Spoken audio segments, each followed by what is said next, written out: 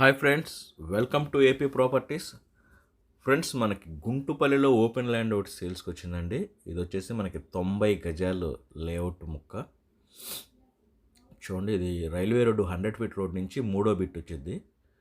ఇది వచ్చేసి 33 అడుగులు సిమెంట్ రోడ్ అండి. ఫేసింగ్ వచ్చేసి దక్షిణం ఫేస్. ఇది రోడ్డు వైపేనండి. ఫ్రెండ్స్, ఇది వచ్చేసి 90 గజాలు లేఅవుట్. దీని కొలతలు వచ్చేసి 28, 29 అండి. దీనికి ఇటు పక్క రోడ్డు ఒకటి తగులుతుందండి.